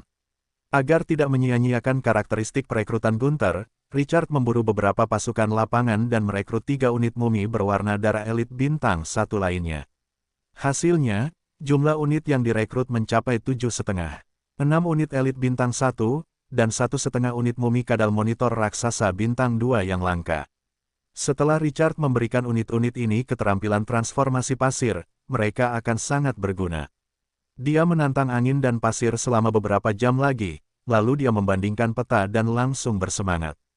Mereka telah tiba. Sena, yang menunggangi punggung mumi kadal monitor raksasa, juga memberi isyarat kepada tim bahwa mereka telah mencapai tujuan mereka. Richard segera mengingat gargoyle gelap itu berpencar dan kemudian mendarat di tanah. Sena menunjuk ke sebuah bukit pasir yang mencolok di depan mereka. Tuan Komandan, setelah melintasi bukit pasir di depan, kita akan tiba di reruntuhan. Richard mengangguk dan membiarkan Gray memimpin gargoyle untuk menyelidiki. Mereka hanya terus maju ketika tidak ada ancaman. Pasukan itu tiba di kaki bukit pasir besar di tengah angin dan pasir yang bersiul. Bukit pasir di depan tingginya lebih dari 200 meter dan membentang ratusan meter. Itu memang spektakuler. Di depannya, ada lekukan yang mencolok karena angin kencang. Angin dan pasir tampak jauh lebih kecil sementara Richard berdiri di lekukan itu. Dia melihat bukit pasir di depannya, dan jantungnya berdebar kencang. Reruntuhan kuno itu terkubur di bawah bukit pasir. Dia mengeluarkan tongkat sihir hitam dari ruang sistem. Tongkat itu langsung menyala setelah tongkat sihir hitam itu terekspos. Richard menenangkan pikirannya. Dia berada di tempat yang tepat. Dia menoleh untuk melihat pahlawan mumi di sampingnya. Gray, Gunther, kalian masing-masing, bawa 2 tim gargoyle gelap dan semua mumi yang diperban untuk menyelidiki lingkungan sekitar. Aku ingin memastikan keamanan mutlak. Sesuai keinginanmu. Kedua pahlawan itu tidak ragu-ragu dan segera memimpin pasukan mereka pergi. Richard memegang tongkat sihir hitam dan peta di tangannya. Pada saat ini, kedua relik itu memancarkan cahaya. Namun, dia seperti patung batu saat dia diam-diam melihat bukit pasir di depan. Dia tidak bergerak. Satu-satunya yang tersisa di udara adalah siulan angin. Ketika Sena melihat pemandangan ini, sedikit kekaguman muncul di matanya. Ketika orang biasa melihat daya tarik reruntuhan kuno, mereka mungkin tidak akan bisa menahan diri untuk waktu yang lama. Pihak lain memang luar biasa. Temperamen seperti ini sulit didapat. Butuh waktu setengah jam penuh. Richard hanya santai ketika Gray kembali untuk melaporkan bahwa semuanya aman dan mengirim 3 tim mumi berwarna darah untuk menjaga lingkungan sekitar. Dia menoleh untuk melihat Sina. Sina, bagaimana cara membuka reruntuhannya? Dekat dengan bukit pasir, reruntuhan akan memanggil. Richard mengangguk dan menyerahkan 2 benda itu kepada Gunther. Tinggalkan tempat penyimpanan jiwa dan pergilah membuka reruntuhan. Reruntuhan itu penuh dengan hal-hal yang tidak diketahui. Dan Gunther dapat dibangkitkan. Tidak diragukan lagi, dia adalah kandidat yang paling cocok. Pahlawan mumi yang terbungkus perban berwarna darah itu tidak takut. Setelah Richard meninggalkan tempat penyimpanan jiwa, dia berjalan menuju bukit pasir. Gada sihir hitam dan peta perkamen di tangannya berangsur-angsur menyala. Gunther sampai ke dasar bukit pasir dan merasakan sesuatu. Dia perlahan-lahan meletakkan 2 benda itu di lereng bukit pasir yang curam di depannya. Detik berikutnya, tabrakan, pasir kuning di atas bukit pasir bergetar, dan sejumlah besar pasir halus terguncang. Dan kedua benda itu terkubur di dalamnya. Pasir kuning memaksa Gunther untuk mundur. Richard merasakan ada yang salah dan segera melambaikan tangannya. Semuanya, mundur, tinggalkan lembah ini. Pasukan itu baru saja mundur beberapa saat yang lalu. Gemuruh, gundukan pasir setinggi lebih dari 200 meter itu berguncang. Dan pasir kuning di atasnya berjatuhan seperti longsoran salju. Debu berterbangan ke langit, dan dengan dampak tsunami, debu itu berguling turun seperti bencana alam. Itu bukan sesuatu yang bisa ditahan manusia. Pemandangan itu sangat spektakuler. Gargoyle gelap itu segera menukik turun dan mengangkat Gunther ke udara sebelum dikubur. Setelah beberapa tarikan napas, pasir kuning itu menyelimuti depresi sedalam puluhan meter. Setelah Richard memeriksa dan memastikan tidak ada yang tertelan, dia menghela napas lega. Meskipun ada pasir, tidak perlu menyia-nyiakan keterampilan menyelamatkan nyawa ini sebelum memasuki reruntuhan. Debu terlalu tebal, dan sulit untuk melihat kiri dan kanan. Setelah waktu yang lama, di bawah tiupan angin dan pasir, lapangan kembali sunyi. Pemandangan yang cemerlang muncul di garis pandang Richard. Bukit pasir setinggi 200 meter itu seperti seorang dewi yang telah menanggalkan pakaian luarnya dan memperlihatkan wujud aslinya. Sebuah lengkungan perunggu yang luas berdiri di tengah pasir kuning. Dan jumlahnya ada 9. Lengkungan tengah setinggi 100 meter. Rune sihir yang tak terhitung jumlahnya terukir di atasnya dan memancarkan cahaya perunggu. Misteri yang tak terlukiskan memenuhi penampilannya. Seorang penyihir berjanggut putih di gerbang yang terbuat dari bahan yang tidak diketahui mengenakan topi penyihir bertanduk tinggi dan jubah penyihir yang mewah. Relief yang sangat besar itu tampak seperti hidup, dan matanya bersinar seolah-olah hidup. Mungkin butuh ratusan tahun jika seorang pengrajin fana mengukirnya. Ada 4 gerbang wakil di sebelah kiri dan kanan gerbang utama yang tingginya puluhan meter. Semakin jauh di luar, semakin rendah ketinggian gerbang wakil. Penyihir dari berbagai penampilan mengukir gerbang sekunder ini. Dan mereka luar biasa. Adegan ajaib ini membuat pikiran Richard goyah. Kekuatan macam apa yang bisa membuat gerbang yang tingginya ratusan meter untuk menunjukkan keagungannya? Dan mengapa kekuatan ini menjadi reruntuhan di bawah bukit pasir? Sena terdiam lama ketika dia melihat pemandangan ini. 9 gerbang perunggu terlalu sombong. Setelah waktu yang lama, dia tiba-tiba melihat sesuatu yang familiar yang menunjuk ke sisi kanan gerbang wakil. Tongkat kerajaan ada di sana. Richard menoleh dan melihat jejak tongkat sihir hitam. Pada saat ini, pemberitahuan sistem tiba-tiba berdering. Ding gelombang Anda telah menemukan reruntuhan kuno, menara penyihir cemerlang. Setiap reruntuhan kuno mengandung banyak risiko dan peluang. Anda mungkin dapat menemukan artefak yang hilang, atau Anda mungkin dapat memicu mantra terlarang yang terkubur selama bertahun-tahun. Silakan menjelajahi semuanya. Setelah Richard membaca pemberitahuan itu, dia membuka sistem emas hitam. Seperti yang diharapkan, itu menampilkan informasi. Menara penyihir cemerlang, reruntuhan kuno. Level 3 bintang. Level ancaman gerbang sekunder, sedang, dari kiri dan kanan ke dalam. Level bahaya secara bertahap meningkat. Level ancaman gerbang utama, sangat tinggi. Catatan, reruntuhan tidak dapat ditingkatkan. Sial, reruntuhan bintang 3. Tidak heran itu terlihat begitu mendominasi. Untungnya, tingkat ancaman gerbang sekunder sedikit lebih rendah, dan tongkat sihir hitam adalah kunci di sebelah kanan 9 gerbang, yang juga merupakan pintu dengan ancaman minimal. Mata Richard menyipit. Sina, apakah kamu tahu sesuatu tentang pintu perunggu ini? Sena menggelengkan kepalanya. Aku hanya belajar dari perkamen bahwa menara penyihir ini pernah memiliki penelitian unik tentang segel. Itu sering menangkap beberapa makhluk kuat dari alam lain dan menyegelnya di menara penyihir cemerlang. Itu sebabnya aku berencana untuk masuk dan menemukan cara untuk membuka segel. Tapi gerbang sekunder lebih aman. Kita mungkin bisa mencobanya, tapi aku akan mendengarkan perintahmu untuk semua operasi, Panglima tertinggi. Richard setuju. Matanya mondar-mandir, berkumpul kembali, bersiap untuk memasuki reruntuhan. Saat pasukan kota senja menginjak pasir kuning yang lembut, mereka tiba di pintu perunggu di paling kanan. Meskipun itu adalah pintu terkecil, tingginya setidaknya 30 meter. Ketika manusia berukuran normal berdiri di sini, dia tiba-tiba merasa sekecil kurcaci. Relief. Di pintu lengkung ini adalah seorang penyihir gemuk dengan perut besar. Pihak lain memiliki wajah yang baik dan mata yang lembut. Gray mengenakan perban, dan mumi itu berjaga di sekitar pintu. Richard perlahan mendekat ketika tidak ada ancaman. Tanda seru. Tidak diketahui apakah pasir kuning menelan peta atau tidak, tetapi peta itu telah menghilang. Hanya tongkat sihir hitam yang melayang di udara. Richard mengulurkan tangan dan memegang tongkat sihir hitam. Detik berikutnya, pemandangan ajaib muncul. Pintu perunggu beriak seperti air. Setelah beberapa kedipan, pintu perunggu itu berangsur-angsur berubah menjadi pintu yang setengah terang. Hanya patung penyihir gemuk itu yang tidak berubah. Sebaliknya, patung itu menjadi lebih hidup. Selamat datang di rumah, anak-anak. Patung itu tiba-tiba berbicara dengan suara lembut. Richard tiba-tiba mengangkat kepalanya. Apakah benda ini hidup? Sebelum Richard sempat bereaksi, patung itu mengulurkan tangannya dan melambaikan tongkat di tangannya. Detik berikutnya, dia merasakan kekuatan yang sangat kuat yang melonjak. Penglihatannya kabur, dan dia muncul di lingkungan yang tidak dikenalnya.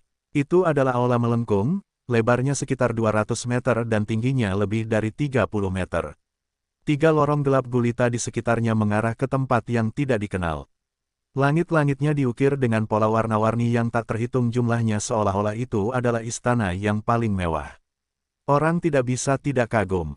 Logam itu tampaknya mengairi dinding di sekitarnya dan memantulkan cahaya yang unik. Sebuah lampu ajaib memancarkan cahaya tidak jauh dari sana. Meskipun aula itu tidak terang, dia bisa melihat situasi di sekitarnya dengan jelas. Lingkungan yang tidak dikenalnya membuat Richard meningkatkan kewaspadaannya secara maksimal. Dia menoleh dan melihat sekeliling. Ketika dia melihat bahwa semua pasukan belum jatuh, dia menghela napas lega. Dia telah ceroboh. Pihak lain tidak menunjukkan seni bela diri apapun dan akhirnya melancarkan serangan diam-diam. Ding gelombang, kamu telah memasuki reruntuhan. Anda bebas menjelajah. Setelah pemberitahuan sistem berbunyi, Sina mencengkeram gagang pedangnya erat-erat dan memegang pedang panjang berbentuk salib di depan dadanya. Tatapannya dingin. Pada saat ini, aura veteran 100 pertempuran di tubuhnya menjadi sangat mencolok. Lord Richard, kami telah memicu penjaga sihir Resplendent Wizard Tower. Musuh datang. Saat dia selesai berbicara, kerak, kerak, kerak, kerak, mereka mendengar suara mesin berputar dari depan. Mereka mendengar suara langkah kaki teratur mengikuti dari 3 lorong yang menghubungkan aula. Mata Richard menyipit. Pasukan, mundur ke depan tembok dan lawan tembok. Mumi berwarna darah, mumi biawak raksasa, lindungi bagian depan. Prajurit kalajengking, mumi yang diperban, lindungi prajurit mayat hidup dan Fir'aun terkutuk. Setelah Richard memberikan serangkaian perintah, pasukan segera mengatur formasi. Kaca, kaca, suara itu dengan cepat mendekat, dan napas Richard secara tidak sadar melambat. Musuh yang paling mengejutkan adalah yang tidak dikenal. Setelah beberapa napas, boneka ajaib muncul dari lorong kanan dan kiri di bawah penerangan lampu ajaib. Tingginya 2,5 meter. Tubuh mereka yang terbuat dari logam hijau abu-abu memancarkan kekokohan yang tak terlukiskan. Mereka tampak seperti manusia. Sepasang mata menghiasi kepala mereka dan memperlihatkan cahaya putih. Setiap baris boneka sihir memiliki tim kecil, dan pasukan Richard menyerang mereka secara serempak. Jumlah mereka terlalu banyak untuk dihitung. Setelah boneka sihir menemukan pasukan Twilight City, mata mereka langsung memerah dan melambangkan ancaman. Penyusup ditemukan. Bunuh. Boneka sihir itu mengeluarkan suara mekanis, dan pada saat berikutnya, tangan mereka tiba-tiba berubah bentuk. Pergelangan tangan mereka langsung terbelah, dan 2 bilah bergerigi tajam terjulur keluar. Bilah bergerigi tajam itu panjangnya 0,5 meter, yang mengubah boneka sihir menjadi mesin pembunuh. Magic Puppets, level 5 prajurit elit, pertahanan meningkat 15%. Potensi, langka 3 bintang. Keterampilan, tubuh boneka, peringkat C, pedang bergerigi, peringkat D, pemecah perisai, peringkat D, pemecah baju zirah, peringkat D. Keterampilan ras, konstruksi sihir khusus, kekuatan meningkat 50%. Boneka belenggu, boneka dapat bekerja sama dalam pertempuran. Deskripsi, setiap penyihir suka meneliti dan membuat boneka sihir untuk melindungi menara penyihir cemerlang. Langka 3 bintang, level 5. Jantung Richard berdebar kencang. Itu baru tahap pertama, dan musuh sudah begitu kuat. Bukankah akan ada pasukan tingkat langka dan mulia di masa depan? Reruntuhan bintang 3 memang menakutkan. Richard segera memberi perintah. Gargoyle, naik ke langit. Mumi berwarna darah mengaktifkan transformasi pasir untuk menjebak musuh. Prajurit kapak kematian, serang dengan bebas. Bang, bang, bang. Boneka-boneka sihir itu bergerak serempak saat mereka mendekati pasukan Twilight City. Kecepatan mereka tidak cepat atau lambat. Namun, ada rasa penindasan yang berlebihan di antara banyak dari mereka. Yang pertama menyerang boneka-boneka sihir itu adalah para gargoyle gelap. Pasukan terbang ini menukik turun dengan tiba-tiba. Sayap mereka membentangkan parang paling tajam. Hus, kaca, kekuatan dahsyat yang datang bersama pasukan yang jarang terlihat itu menyebabkan tubuh 4 hingga 5 boneka sihir meledak dengan satu serangan. Mereka rusak parah. Namun, boneka-boneka yang terbuat dari logam ini jauh lebih kuat daripada bentuk kehidupan biasa. Para gargoyle gelap itu akan terbang ke langit dengan 1 kali penyelaman. Rasa penghalang yang kuat mencegah mereka menyerang ke depan seperti mereka menghadapi para manusia kadal. Setelah boneka-boneka sihir kehilangan lebih dari 1 skuadron, mereka segera merespons. Mereka berdiri berdekatan satu sama lain. Lengan-lengan itu menjulurkan bilah-bilah tajam dan terangkat secara diagonal ke arah langit seperti tombak. Jika para gargoyle gelap menyerang lagi, gelombang pertama akan mengenai bilah tajam mereka. Setelah pertukaran singkat, tabrakan hebat dimulai. Kelima tim boneka sihir bergegas ke depan pasukan Twilight City berdampingan. Bilah tajam di tangan mereka menebas dengan kekuatan besar. Mereka bahkan dapat merobek baja. Hus, hus, hus. Mumi berwarna darah itu menghalangi bagian depan dan tidak memiliki kesempatan untuk menghindar. Tubuhnya langsung meledak dan mengirimkan pasir yang berterbangan di udara. Namun, setelah Mumi mengaktifkan transformasi pasir, mereka dapat menahan boneka sihir yang kuat selama 10 menit. Cakar tajam di tangan mereka menusuk keluar, dan mereka mulai melakukan serangan balik. Tubuh logam dan pertahanan boneka sihir itu mencengangkan. Tidak peduli bagaimana Mumi berwarna darah itu menyerang, itu tidak dapat menyebabkan kerusakan apapun. Meskipun serangan itu tidak berhasil, itu berhasil menghalangi boneka sihir itu. Kaca, rantai berderak, dan kapak perang bersiul. Prajurit pembunuh sejati, kapak orang mati, melancarkan serangannya yang paling ganas. Dalam jarak 21 hingga 40 meter, kekuatan Tomahawk Slash meningkat hingga 60%. Boneka ajaib itu sama sekali tidak tahu cara menghindar. Tomahawk itu tidak meleset. Krak, retakan dalam muncul di badan logam abu-abu kehijauan yang kokoh. Salah satu prajurit mayat hidup dari kapak kematian mengayunkan rantai di tangannya. Rantai itu menyalurkan daya ledak tubuh itu di sepanjang rantai ke Tomahawk. Kekuatan tak berujung menyembur keluar. Krak, badan logam boneka ajaib itu terpotong menjadi dua bagian. Bang, boneka ajaib itu jatuh ke tanah, matanya yang berwarna darah meredup. Pada saat yang sama, beberapa batu permata sebening kristal jatuh dari celah di dadanya. Salah satunya berguling setengah lingkaran karena inersia. Tiba-tiba, sebuah lengan muncul dan mengambil batu permata itu. Richard menegakkan tubuh dan hendak mengamati ketika pemberitahuan sistem berdering. Ding, gelombang Anda telah memperoleh 1 unit batu permata. Dia sedikit tertegun. Ketika dia mengikuti arah batu permata itu, dia melihat peti boneka ajaib yang rusak dan beberapa permata berserakan di tanah. Dalam sekejap, rasa terkejut yang luar biasa melonjak ke dalam benaknya. Batu permata ini menggerakkan boneka ajaib. Dalam tatapannya, ancaman boneka ajaib segera berubah menjadi harta karun yang berkilauan. Hancurkan semua boneka ajaib ini. Jangan biarkan siapapun lolos. Mungkin ada lebih dari 1000 boneka ajaib di sini. Sial, gelombang ini pasti melimpah. Ada terlalu banyak boneka ajaib.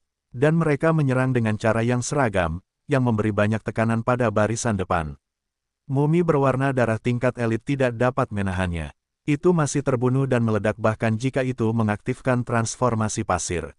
Beberapa secara bertahap mundur. Ketika Richard melihat ini, dia segera menekan kegembiraan di dalam hatinya. Tanda seru. Ke-15 mumi kadal monitor raksasa sepanjang 5 meter itu bergegas maju dengan lambaian tangannya. Krak, mulut raksasa dengan gigi tajam menggigit boneka ajaib itu. Detik berikutnya, boneka ajaib itu dengan gila menggelengkan kepalanya dan mencoba menggunakan kekuatan tubuhnya untuk mencabik-cabik musuh. Namun, tubuh boneka ajaib yang kokoh membuat mumi kadal monitor raksasa yang mengamuk itu sulit untuk memberikan kerusakan yang efektif. Namun, ukuran mereka yang besar memberi banyak waktu untuk serangan dari barisan belakang. Itu membuatnya lebih aman bagi tentara mayat hidup kapak kematian untuk memusnahkan. Dari waktu ke waktu, Richard melihat tubuh boneka ajaib yang hancur berserakan dengan batu permata. Itu membuatnya sangat senang. Itu adalah sumber daya yang langka. Sebuah urat biji logam mini hanya memiliki 100 unit cadangan.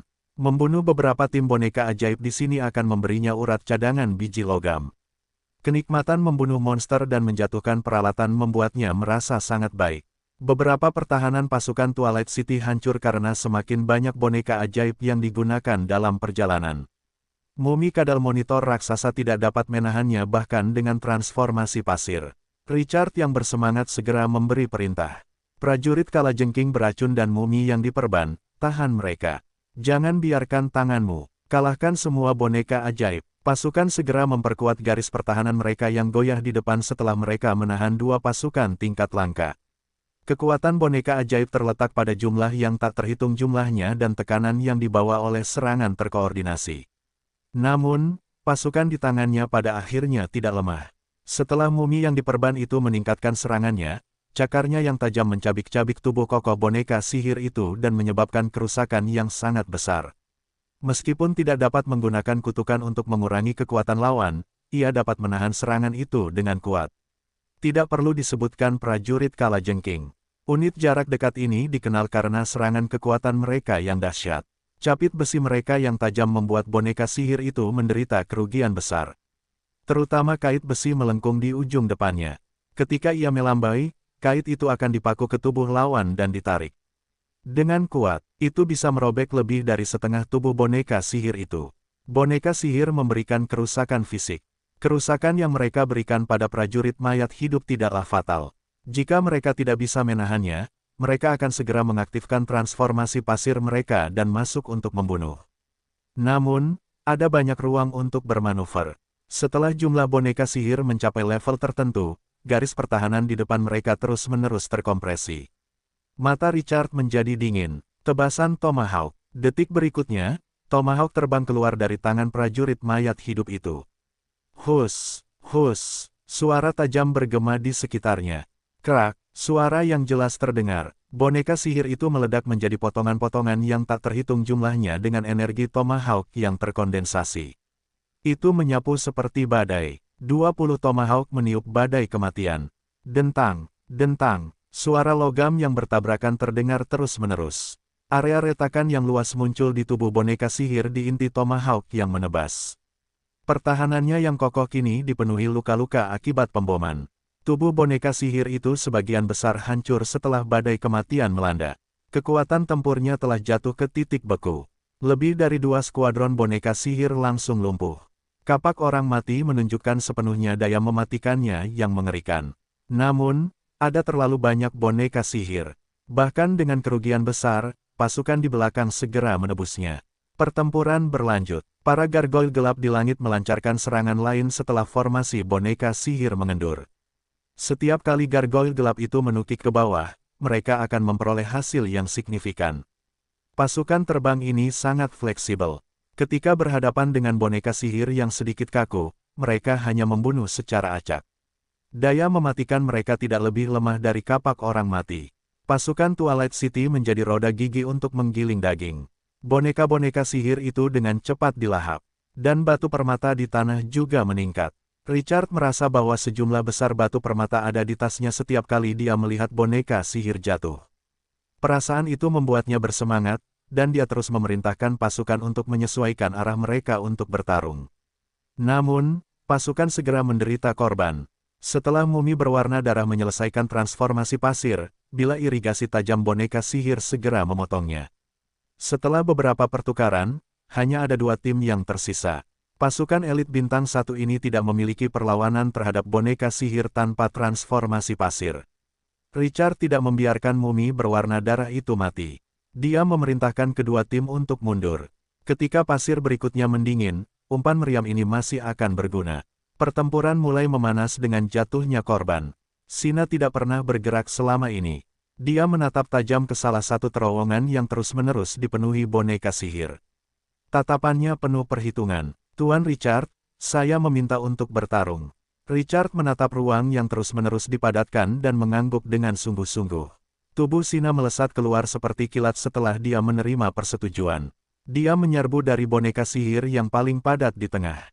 Kuat dan ganas. Klang, klang. 2 boneka sihir di depan ingin menghentikannya, tetapi mereka hanya melihat kilatan cahaya dingin. 2 kepala besar itu langsung hancur, dan tubuh mereka terbang keluar. Gaya bertarung Sina sangat mendominasi.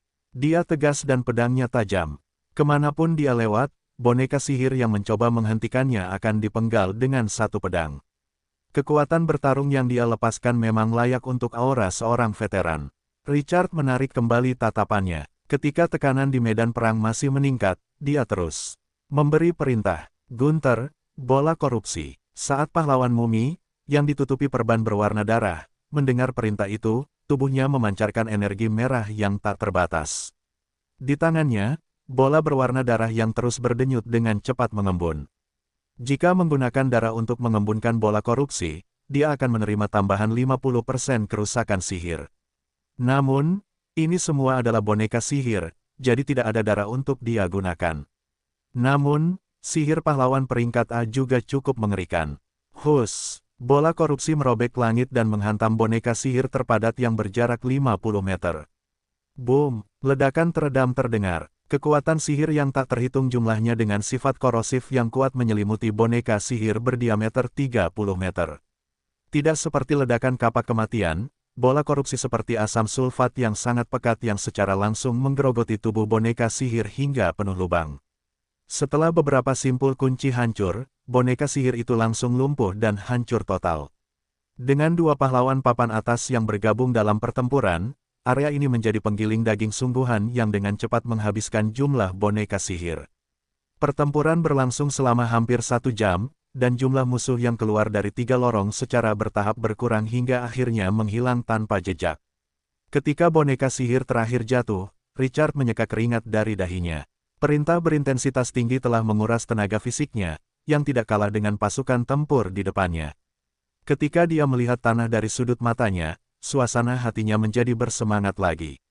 Pada saat ini, lantai aula ditutupi dengan tubuh boneka sihir yang tebal. Sejumlah besar batu permata tersebar di sekitarnya. Di bawah penerangan lampu ajaib, mereka memantulkan cahaya yang berkilauan. Dia merasa seolah-olah telah memasuki rumah harta karun seekor naga. Reruntuhannya benar-benar melimpah.